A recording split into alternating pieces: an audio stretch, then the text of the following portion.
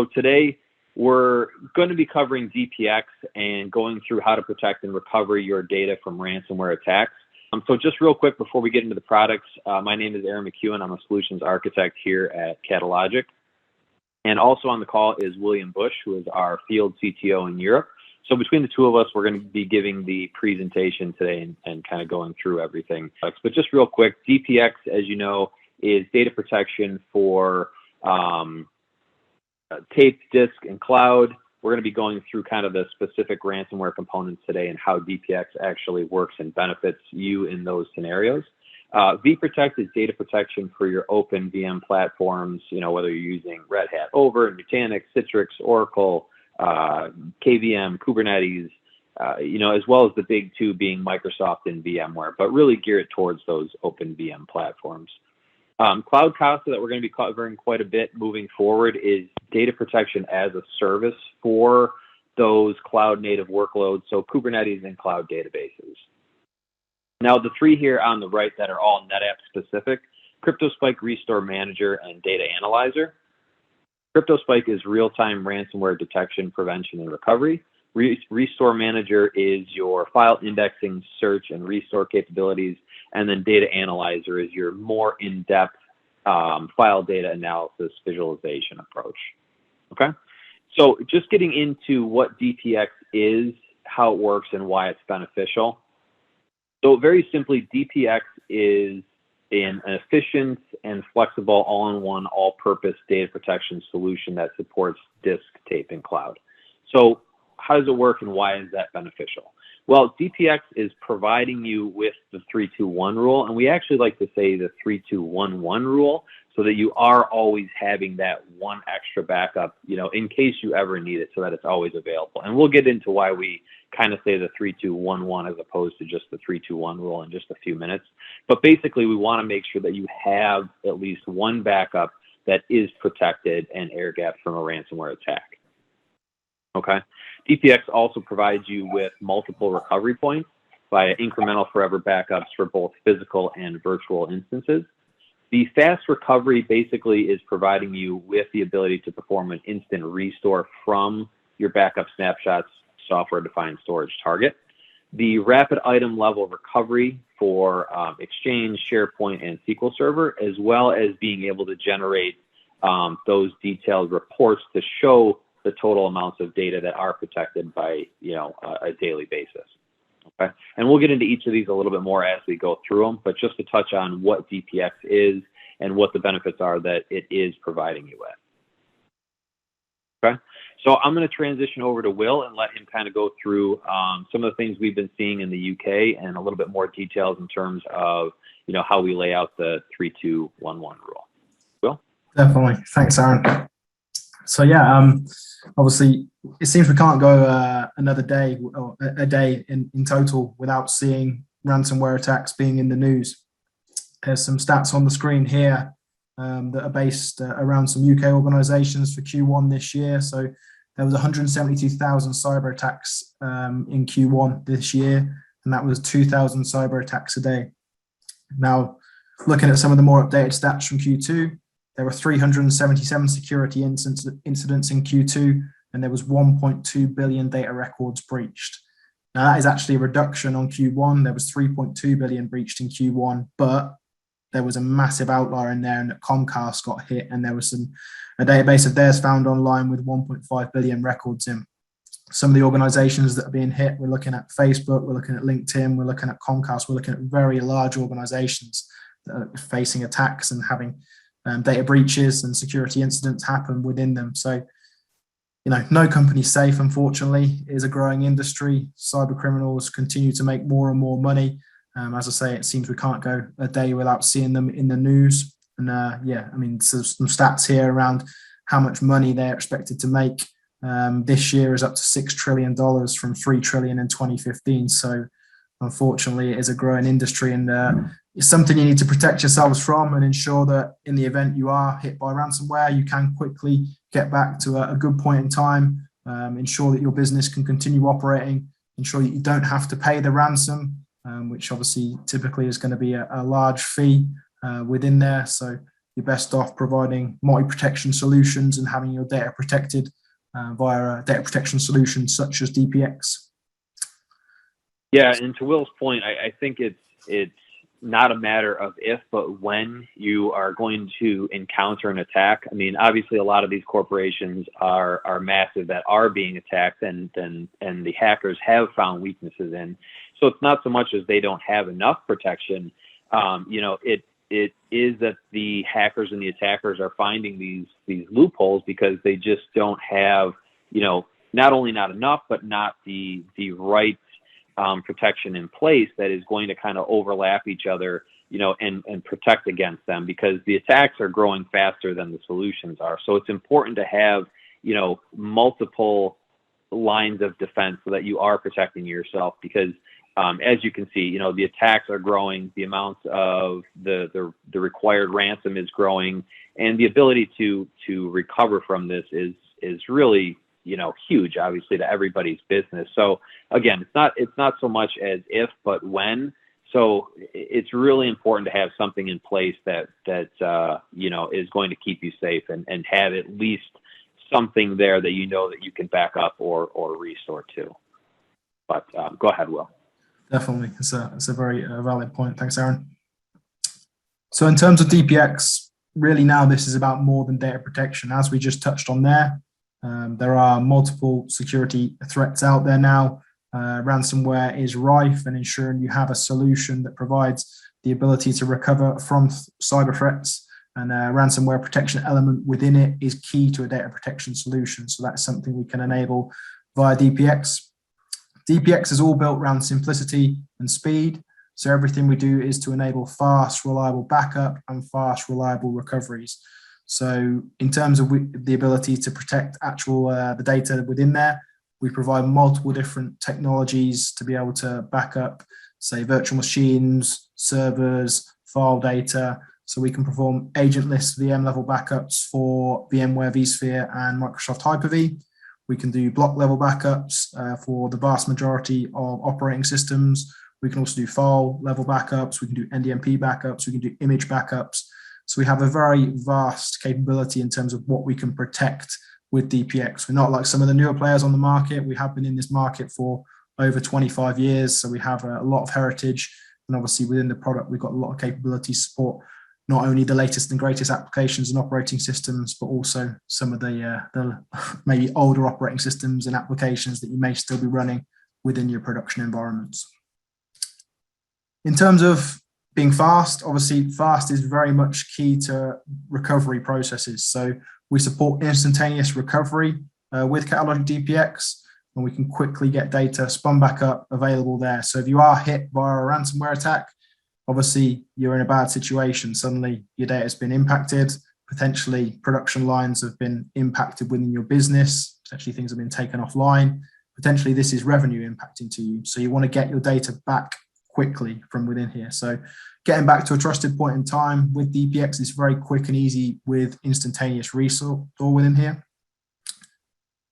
We can also enable data reuse as well. So this is something which we can do via scheduled recoveries. So you can instantly mount a copy from a read-write snapshot within here for additional use cases. So a lot of people do this for like DevOps, say they want to test a process out within here, within the business. Is this going to improve our application? Yes or no? Let's have a look at the impact of that from doing data reuse with DPX, spinning up a copy, running the test, seeing yes, no, is that going to improve the application in terms of the processing time that it takes?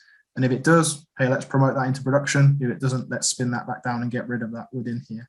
So we can enable data reuse for that. A lot of people do it as well for patching processes, reporting as well. So if you don't want to run reporting on your production data due to the IO impact potentially of that, you can do it on a near live copy via data reuse within here as well. Airgap. Now, this is something that is very key and crucial to ransomware protection. It's something that's close to my heart as well. I have seen people put solutions in, backup solutions in that are disk-to-disk backup solutions. I have seen companies hit via ransomware and have all of their backup data encrypted because they have put it all into one pot. They have it on one media type on disk. And suddenly what happens then? You have no choice realistically in that scenario. If you want to get your data back, than to pay the ransom and get the data decrypted. So having an air-gapped copy, having a copy that's sat off your network on, say, a detached NFS or NAS device or tape or cloud object storage, which you can have secured in terms of having immutable worm storage within there as well, within cloud object storage.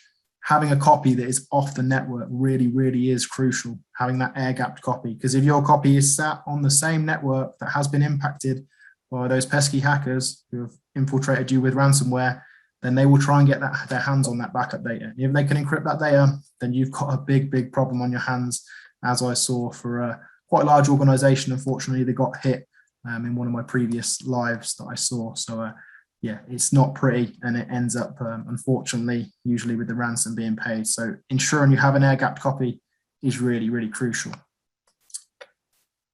Also, cloud integration. So I mentioned there, obviously, enabling an air gap is possible by having a copy on cloud object storage. So with DPX, we support multiple cloud providers in terms of cloud offload from the vStore. So we support AWS, Azure, Minio, Scalability, Wasabi, Cloudian, and multiple other cloud object storage providers. So yeah, it's an ever-expanding list. And obviously, if you've got a requirement and that was your cloud object storage provider wasn't on that list, do let us know. We do update DPX and provide quarterly updates. And obviously, customer feedback to us is key in terms of the improvement of DPX. So we love to hear from you as well around that. DPX is all about flexibility as well. So everything we do is about enabling flexibility and ensuring that it is as cost effective as possible. We have multiple licensing structures. We can do things in terms of CapEx or OpEx budgets.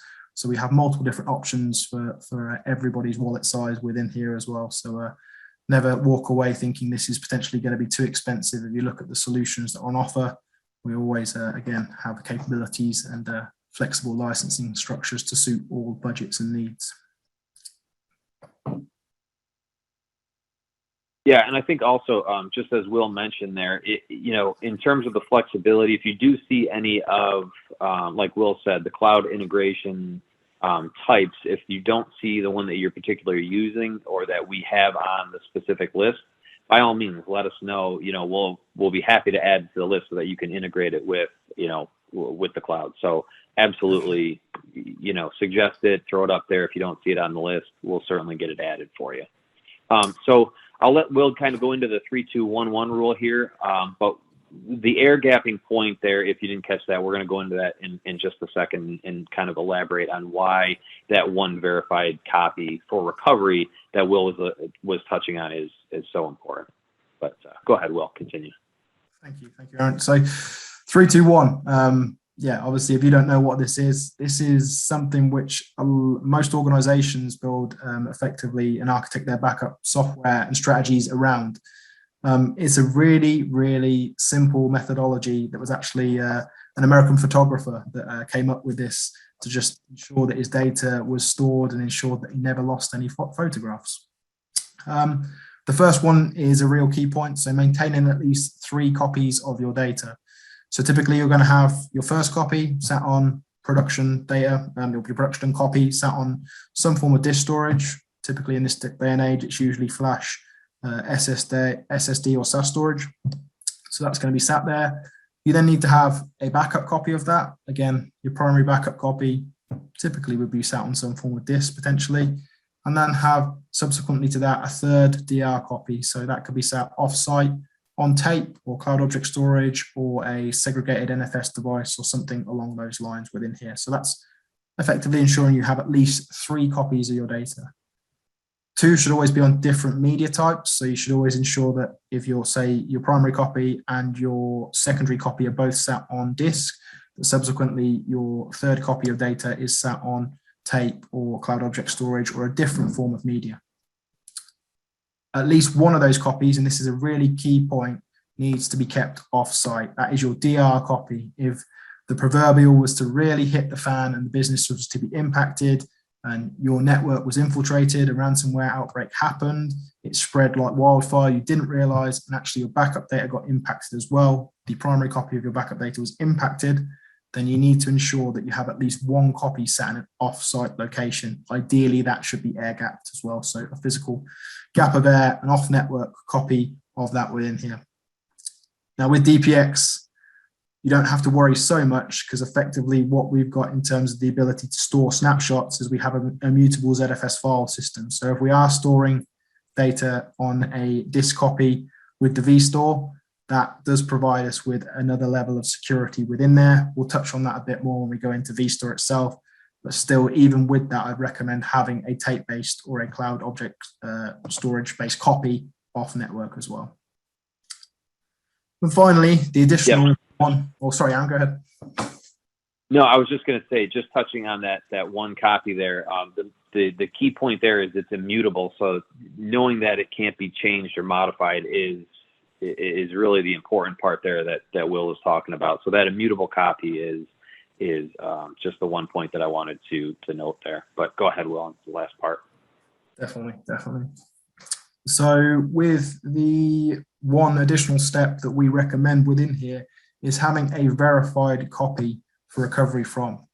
So with DPX, what we can do is we can have the ability within here to schedule recoveries on an automated basis, and you can effectively then perform scans on that to ensure that data that's being stored within your backup solution has been verified and has the thumbs up that is a good copy available to be recovered from via DPX. So just effectively enabling mini DR tests to happen. You can schedule that on a per server basis. If you want to do everything within your environment, you've got the resources to do that, that's possible.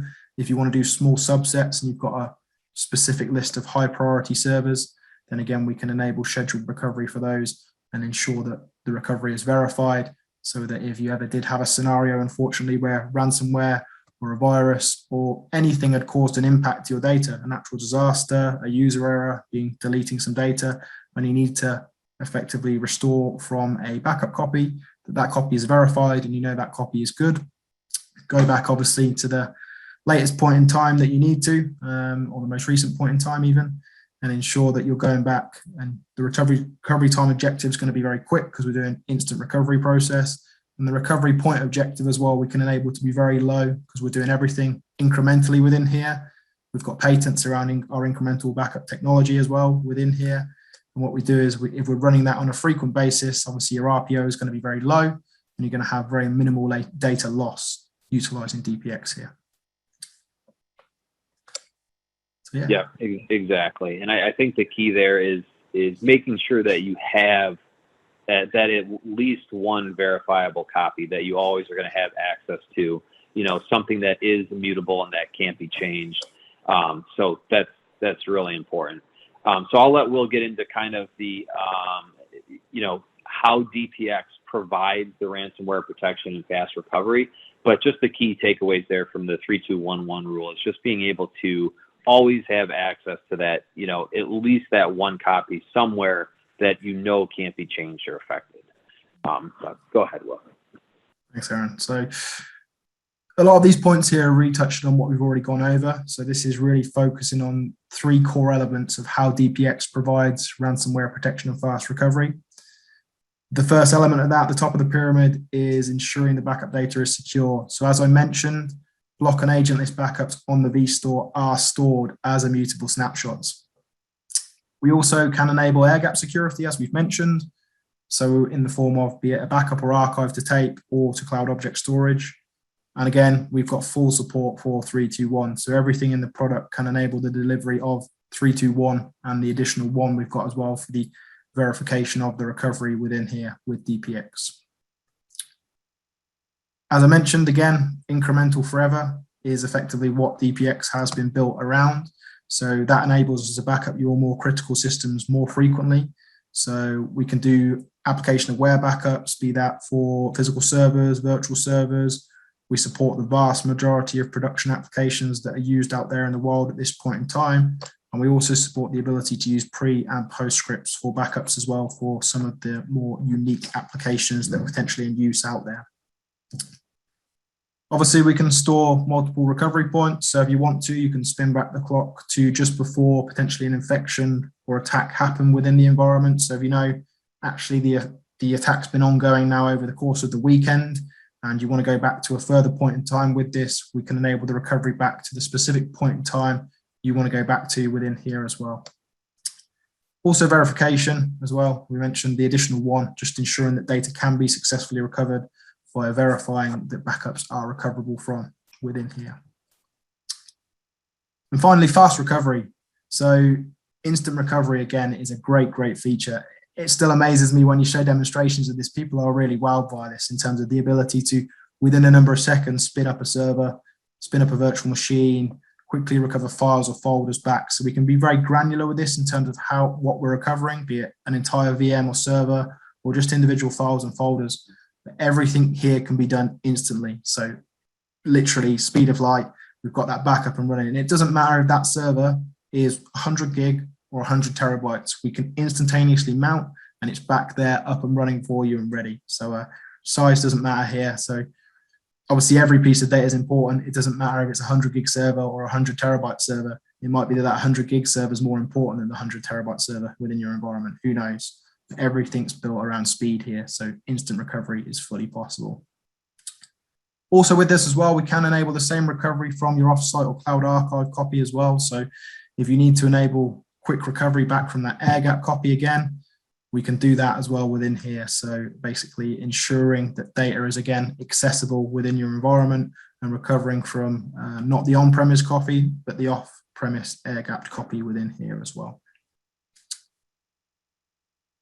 Yeah, all good points there, Will. And I think when it comes down to it is, how do we minimize the data loss, getting you back into production very quickly and getting everything recovered and restored as fast as possible. And that kind of leads us into also getting into the vStore architecture.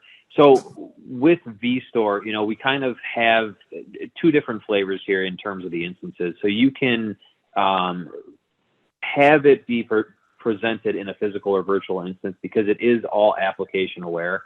So basically any primary storage, it's all whatever you want to have underneath in terms of the storage itself, doesn't matter. We're going to simply have vStore basically just communicating to that underlying storage. Okay. And then you're going to be able to utilize kind of that block level incremental forever backups. And then you can present that to one or more target backup nodes because we're just simply communicating to another vStore with an additional, secondary storage target. But again, it can be anything. Okay, so your underlying storage doesn't matter. We're just essentially communicating vStore to vStore, and then your underlying hardware is totally up to you. Okay, and again, those backups that are being stored are also being stored as immutable snapshots so that they cannot be changed. All right.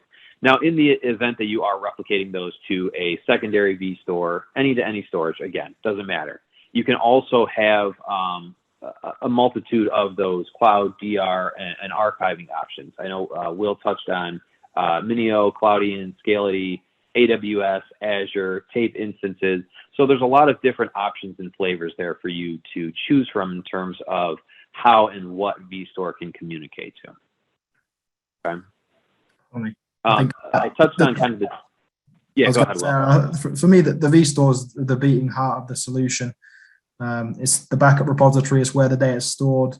As you're going to touch on here, it's all built around flexibility. We're not a hardware vendor. We have fully supported software defined with this. And as we're going to go through here, we effectively support any choice of server, any storage, any block storage within here, as you touched on. And that's the beauty of it for me. There's no pushing additional hardware within here. You can utilize existing hardware or you can purchase purpose-built hardware for this if you want to. It really depends on your need. So. Yeah, exactly. So I think the key there also that Will was mentioning is kind of the flexibility of DPX and vStore kind of being the brain and the heart and the beating heart of it, because we're going to basically just pair this with whatever hardware that you have currently existing. We want to make it as easy for you to integrate with as possible. So it can be physical or a virtual instance. You can deploy this as a pre-built Linux device. And it also includes the inline deduplication and compression. It also includes the vStore to vStore replication so that you can use a primary storage at site A and the secondary storage of a different brand at site B. So being able to select your choice of block storage is is very flexible and easy on the end user. So it works with any vendor storage system. Okay, it can easily be expanded in terms of the storage pool itself just by simply adding additional disks. So being able to scale it out easily makes it essentially highly scalable just by simply adding in those additional disks. And at the bottom here also, in terms of the cloud archiving storage, the Cloud Edge appliance allows sending that backup data to the cloud, whether it's AWS, S3, other cloud options there as well that we have on the list that we can share with you. Anything in terms of vStore there that you wanted to add, Will? No, like I say, I think it's just the fact it's the beating heart of the solution. I think you've touched on everything we need there, and yeah, fully secure as well. Yeah, it's a great solution. Yeah, exactly. vStore kind of makes it very easy and flexible in terms of what you are trying to integrate it with. So the takeaway there is just being able to use whatever you already have in place within your environment as far as primary and secondary storage goes.